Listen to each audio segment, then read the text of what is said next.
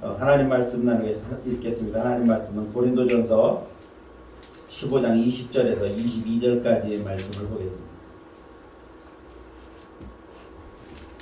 고린도전서 15장 20절에서 22절까지 신약성의 283쪽에 있는 말씀입니다. 고린도전서 15장 20절에서 22절까지의 말씀을 같은 목소리 함께 봉독하겠습니다. 그러나 이제 그렇게서 죽은 자 가운데서 다시 살아나사 잠자는 자들의 첫 열매가 되셨도다. 사망이 한 사람으로 말미암았으니 죽은 자의 부활도 한 사람으로 말미암는도다. 아담 안에서 모든 사람이 죽은 것 같이 그리스도 안에서 모든 사람이 삶을 얻으리라. 아멘. 할렐루야. 아멘. 서로 인사하겠습니다. 하나님 당신을 축복하십니다.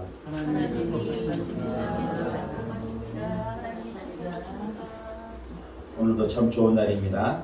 특별히 오늘은 주님께서 죽음의 권세를 깨뜨리시고 부활하실 부활절입니다. 이 부활의 아침에 성전에 나와 함께 하나님 앞에 감사하며 영광 돌리는 예배에 참석한 성도들, 그리고 온라인으로 하나님 앞에 예배하는 모든 성도 여러분들에게 부활의 감격과 은혜와 기쁨이 충만하시기를 예수님의 이름으로 축복을 드립니다. 언젠가 이런 말씀을 한번 드린 적이 있습니다. 연못 안에 애벌레들이 많이 모여 살았습니다. 그런데 이 애벌레들이 연꽃줄기를 타고 올라가면 다시는 돌아오질 않는 겁니다. 한번 찾아가 되고 돌아오지를 않아요.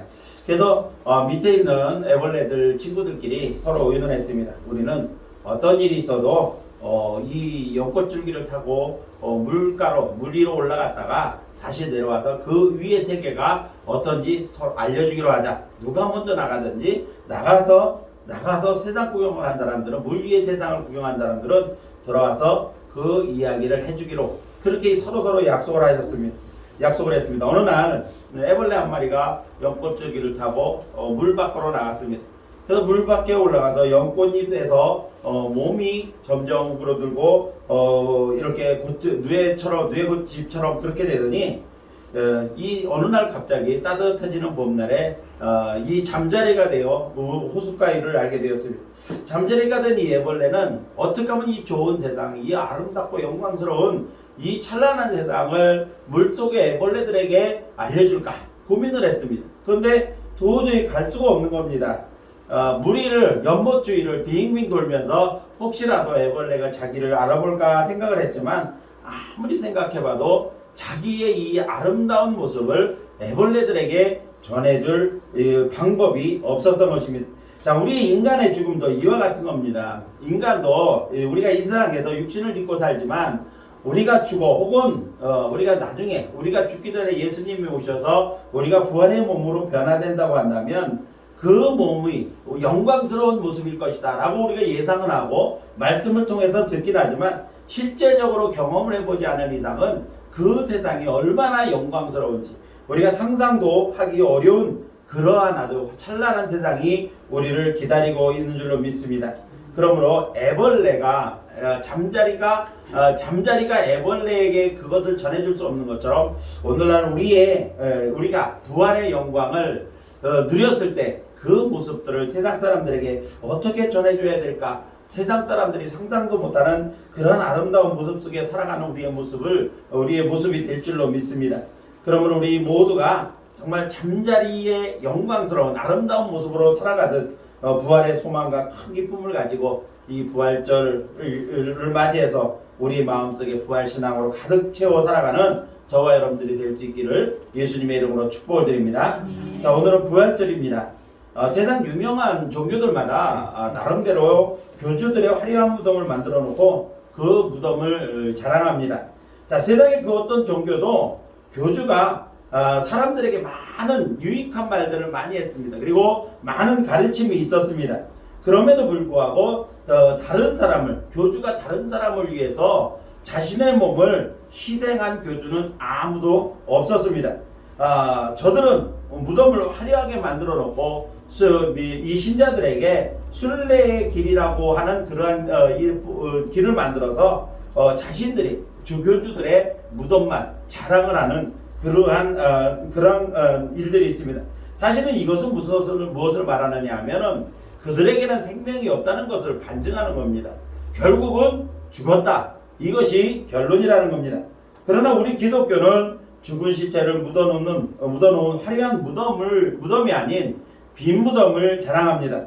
화려하지는 않지만 무덤이 비어 있다고 하는 것은 죽어 썩은 냄새만 풀풀 풍기는 시체가 아니라 죽음의 권세를 물리쳐 이기고 다시 살아났다, 부활했다는 사실을 우리에게 말해주는 겁니다.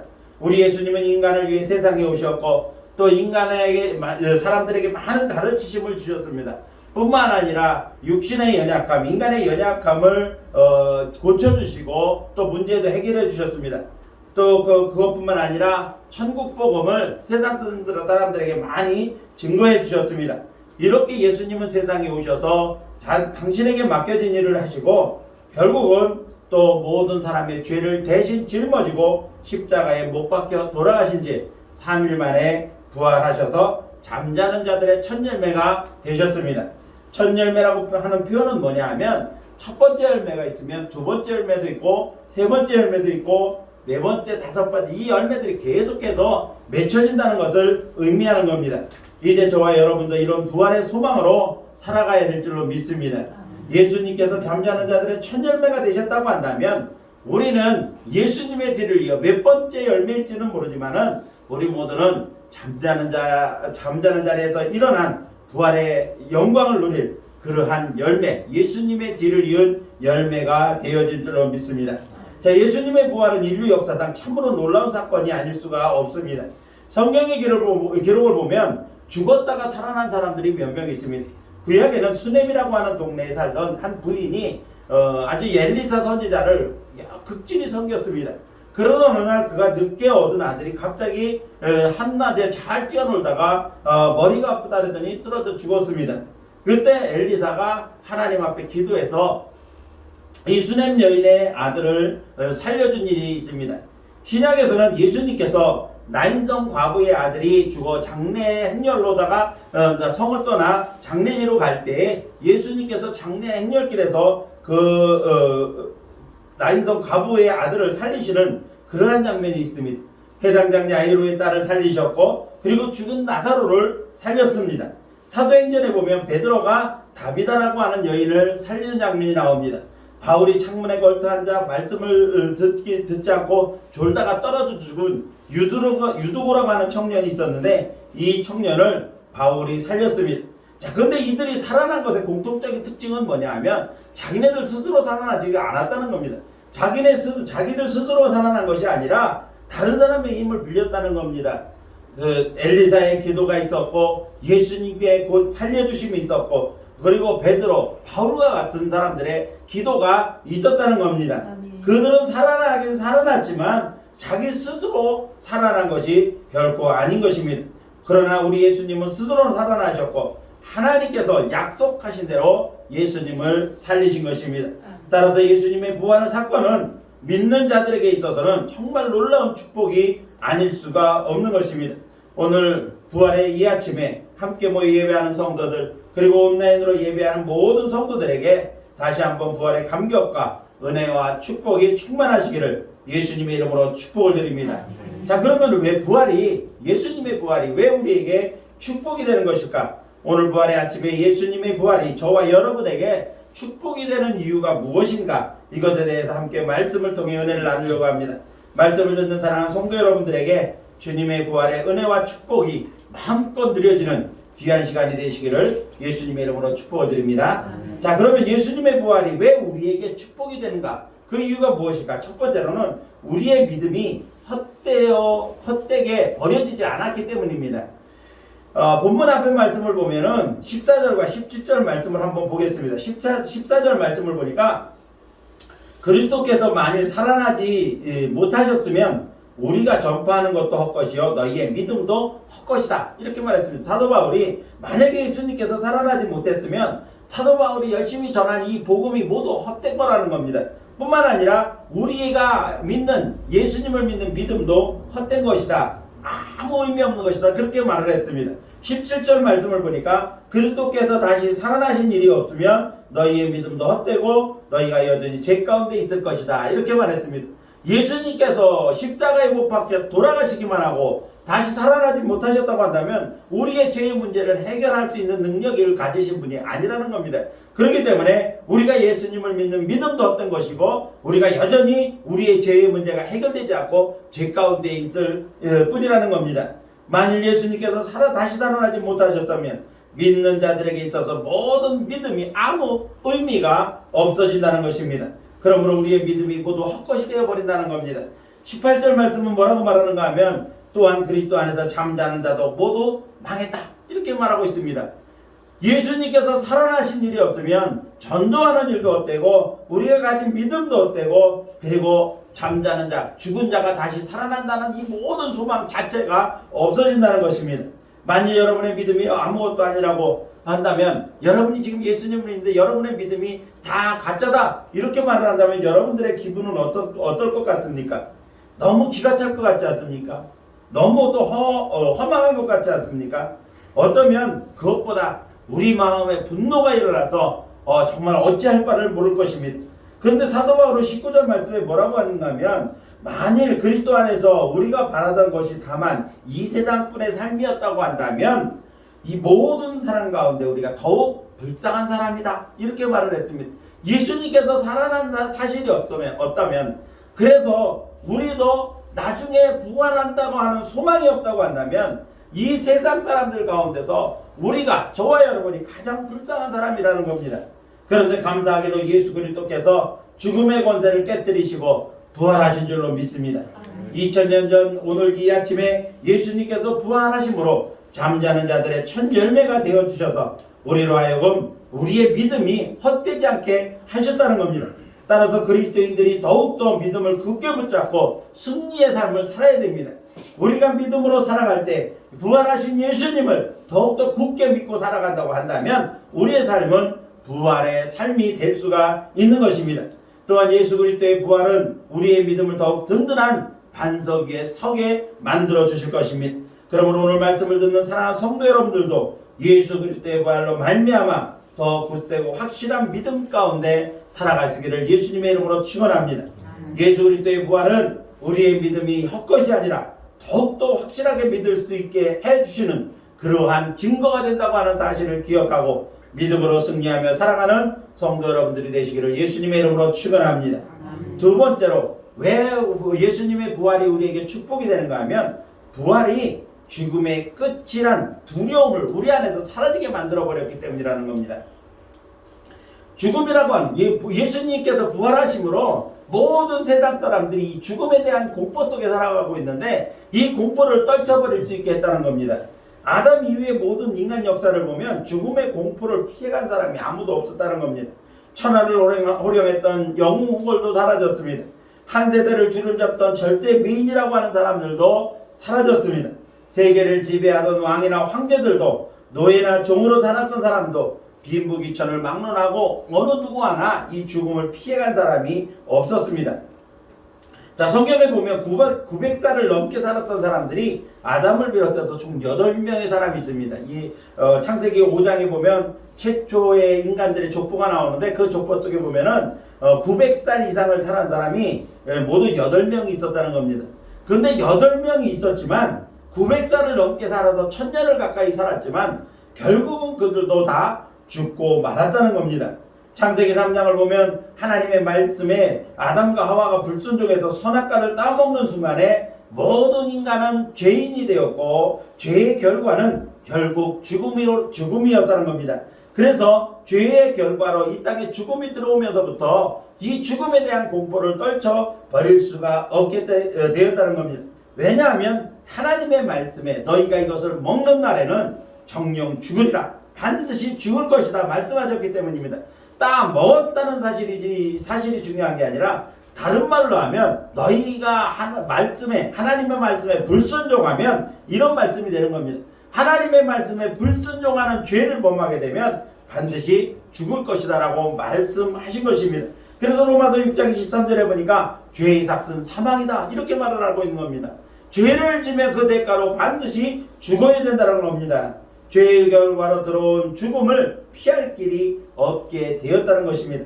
그래서 사람들은 죽음을 면해보려고 온갖 인간적인 방법들을 다 동원했습니다. 여러분도 잘 아는 것처럼 중국의 진시 황제는 죽지 않으려고 수천 명의 사람을 동원을 해서 불루초를 구해오게 했습니다. 그러나 아무도 불루초를 구해서 돌아온 사람이 없었다는 겁니다. 온갖 좋은 음식을 먹고 건강하게 오래오래 살려고 했습니다. 그랬더니 이 요리사들이 그런 음식을 만들어내지 못하는 겁니다. 그래서 진시 황제에 의해서 목숨을 잃는 요리사들이 수천 명이라는 겁니다. 그렇게 죽지 않으려고 그렇게 오래 살려고 애써봤지만 진시 황제는 49세에 죽어버리고 말았다는 겁니다. 조선 왕조의 평균 임금들의 평균 수명을 보니까 43세밖에 되지 않았다는 겁니다. 제일 오래 산 임금이 영조 임금인데 영조 임금을 제외한 사람들은 그 이전에도 죽었다는 겁니다. 다 이전에 죽었다는 겁니다. 그래서 조선 왕조의 임금들의 평균 연령이 43세밖에 안 됐다는 겁니다. 이런 결과를 볼 때 모든 인생은 결과적으로 죽을 수밖에 없게 되었다는 것입니다. 그래서 이 죽음이라고 하는 것을 마귀가 이용해서 사람들을 조종하는 가장 큰 도구로 사용했던 겁니다. 그러나 우리 예수님은 죽은 자를 살려주셨을 뿐만 아니라 당신 스스로 말씀하신 것처럼 다시 살아나셔서 잠자는 자들의 첫 열매가 되셨습니다. 예수님의 부활로 부활하신 예수님을 만났던 사람들 어떻게 변했습니까? 죽음도 두려워하지 않는 사람들로 변했습니다. 이 사실을 예수님께서 부활하신 사실을 전하는 전도자가 되었고 예수님을 믿으면 죽어도 살아난다고 하는 부활의 소식을 전하는 사람들이 되었다는 겁니다. 많은 사람들이 이것을 막으려고 했습니다. 그래서 이 복음 전도자들의 사도들의 적대 관계에 있던 사람들이 권세자들과 결탁을 해서 이 부활의 증거자들 전도하는 사람들을 죽이려고 했습니다. 많은 사람들을 죽였습니다. 그랬는데 이 전도자들은 죽음을 두려워하기는커녕 오히려 당당하게 순교의 자리로 나가는 겁니다. 뿐만 아니라 주님을 위해서 순교하는 것을 영광으로 생각을 하는 겁니다. 오히려 그들에게 죽음이 끝이었다고 생각을 한다고 한다면 죽음이 얼마나 두려웠겠습니까? 그러나 예수님의 부활을 보면서 우리는 더 이상 죽음이 끝이 아니라 새로운 세계를 바라볼 수 있는 소망을 갖게 되었다는 것 때문에 오히려 당당하게 이 죽음의 자리로 나아갈 수가 있었다는 것입니다. 죽음이 더 이상 믿는 자들에게 두려움의 대상도 공포의 대상도 없게 되었다는 겁니다. 이화여대 통장을 지냈던 고 김한란 박사는 죽을 때 이런 말을 했습니다. 죽기 전에 내가 죽거든 절대로 장송곡을 부르지 마라. 내가 죽을 때 슬픈 노래도 부르지 말라. 내가 죽으면 오히려 승리의 행진곡을 불러달라. 이런 유언을 남기고 세상을 떠났다고 하는 겁니다. 죽음의 공포는 옛날이나 지금이나 마찬가지입니다. 한 가지 다른 점이 있다고 한다면 믿지 않는 사람과 믿는 사람들의 죽음의 모습은 죽음을 맞이하는 모습은 전혀 다르다는 겁니다. 천지 차이라는 겁니다. 예수님을 믿는 사람은 죽음에 대한 공포가 없습니다. 천국에 대한 소망, 하늘나라에 대한 소망이 있기 때문에 오히려 기쁨으로 죽음을 맞이하는 그러한 분들도 평안하게 죽음을 맞이하는 분들도 있습니다.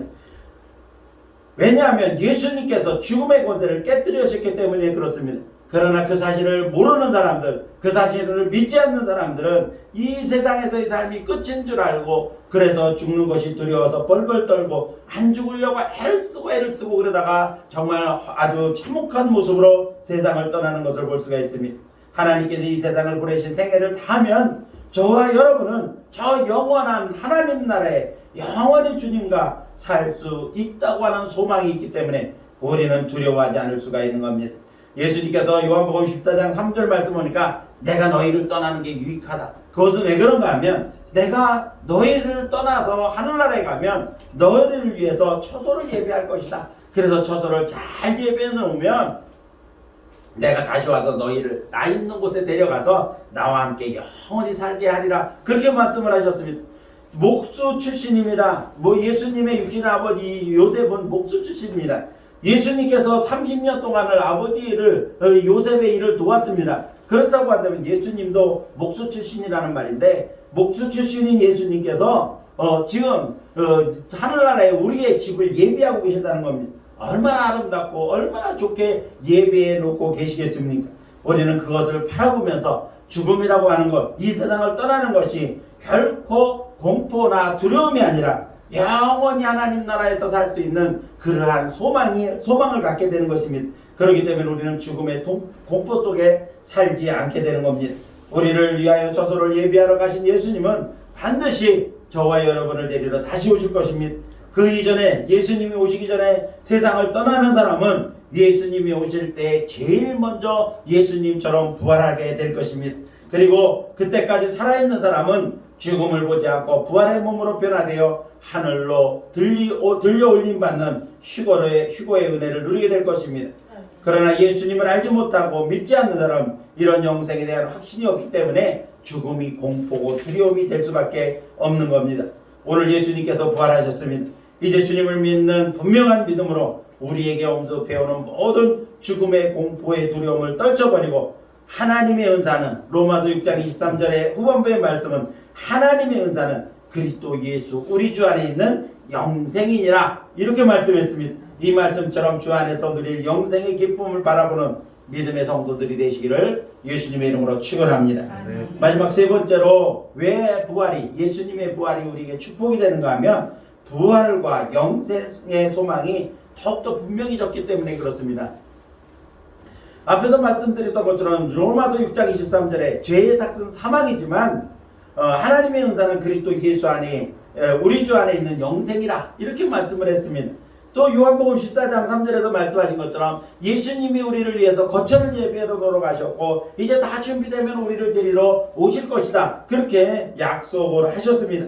자, 예수님의 부활 이전에는 부활에 대한 분명한 개념이 없었습니다. 그러니까 부활이라고 하는 말을 들었지만 이 말이라고 하는 말도 부활이라고 하는 말도 많지 않았지만은 이 부활이라고 하는 말에 대해서 개념이 그렇게 아주 뚜렷하지가 않았습니다. 그렇기 때문에 유대교회는 아주 대표적인 이 교파가 우리나라 뭐 장로교, 감리교, 순복음교 이런 이 교단이 있는 것처럼 그 시대에 유대교 안에도 큰 파들이 있었는데 대표적인 파 두 개가 뭐냐면 바리새파와 사두개파라고 하는 파가 있었습니다. 그런데 바리새파는 그래도 영적인 세계도 믿고 그리고 부활도 예수님의 그 당시에 부활이라고 하는 그런 말도 믿었습니다. 그런데 반대로 이 사두개파라고 하는 학파는 영적인 세계도 천사도 믿지를 않았습니다. 뿐만 아니라 부활이라고 하는 것도 인정하지를 않았습니다. 바리새파와 사두개파는 서로 상반된 그러한 주장을 하는 그런 학파들입니다. 자, 그만큼 부활에 대한 증거들이 그 시대는 뚜렷이 없었다는 겁니다. 사람들이 보고 믿을 만한 어떤 부활에 대한 이런 증거들이 없었다는 겁니다. 어쩌다 죽은 사람들이 살아난 사실은 있지만 이러한 일들은 하나님의 능력에 의한 특별한 병으로만 생각했지 부활이라고 하는 그것은 상상도 할 수 없었던 시대입니다. 그만큼 부활에 대한 확실한 증거도 그리고 믿을 만한 근거도 마땅치가 않았던 시대였습니다. 그러나 우리 예수님이 죽었다가 3일 만에 부활하심으로 말미암아서 부활의 증거가 확실해졌다는 겁니다. 그 이전에는 하나님은 자연 만물 가운데 부활을 보여주는 수많은 징조들을 숨겨두었지만 사람들이 발견을 하지 못했습니다. 서두에서 이 예화로 말씀드린 것처럼 애벌레가 누에고추처럼 그걸 만들고 그리고 자기의 껍데기를 벗어버리는 순간에 나비로 변하고 그리고 또 잠자리로 변하는 그런 아름다움으로 변모되는 그러한 모습들이 사실은 부활에 대한 상징적인 모습을 다 가지고 있는 겁니다. 하나님께서 우리에게 그런 자연 만물의 변화를 보면서 예수님의 부활, 천국의 영생 같은 것을 보고 느끼도록 그렇게 하신 겁니다. 그런데 그것을 누가 설명을 안 해주면 모르는 겁니다. 각종 정말 이 한 계절만 지나면 아름다운 모습으로 변화되는 그 모습을 아무도 모르는 겁니다. 마찬가지로 부활이라고 하는 것을 경험해보고 또 우리에게 확실하게 증거로 나타내 줄 수 있는 어떠한 그러한 것들이 없었다는 겁니다.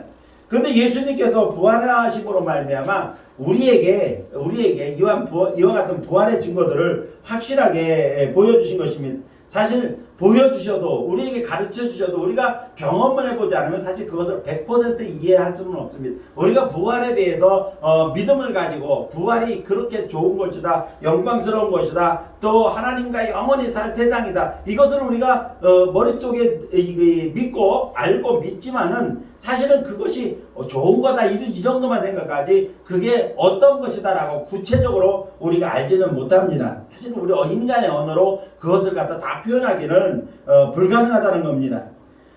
믿는 자에게 주시는 하나님의 은혜의 영생, 이것은 정말 인간 세계에서 표현할 수 있는 그러한 세계, 알 수 있는 그러한 세계가 아니라는 겁니다.